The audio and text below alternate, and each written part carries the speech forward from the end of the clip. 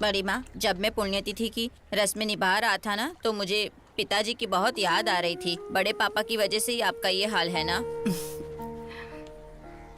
तुम्हारी माँ ने किसी को नहीं देखा, ना तुम्हारे पिता को, ना तुम्हें, ना मुझे।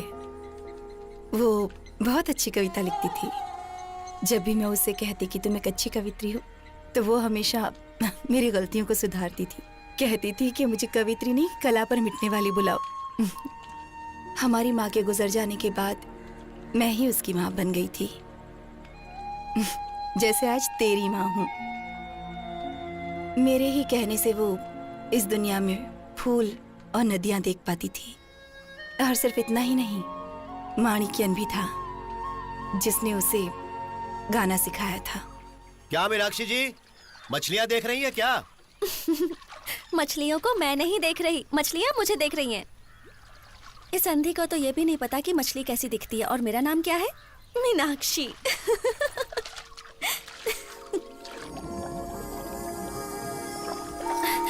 अरे हाथ क्यों खींच रही हो? इंसान की जिंदगी में कितना भी दुख हो, पर संगीत सारे दुखों को भुला देता है। तो फिर माणिक्य चाचा ने हमारे साथ ऐसा क्यों किया?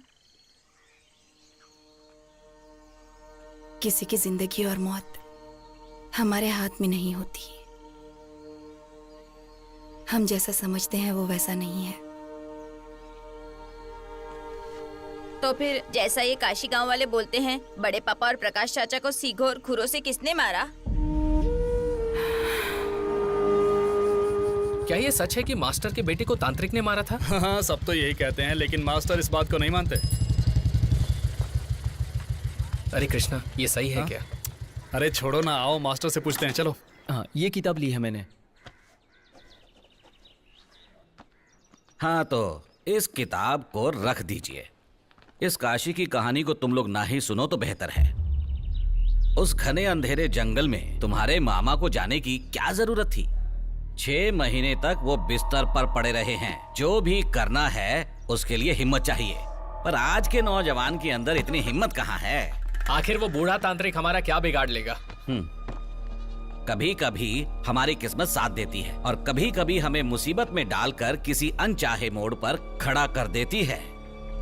इसीलिए मुझे डर है। वैसे तुम मणिक्यन के बारे में क्यों जानना चाहते हो? अब मैं आपको क्या बताऊं? वैसे भी उसके बारे में जानने को है ही क्या।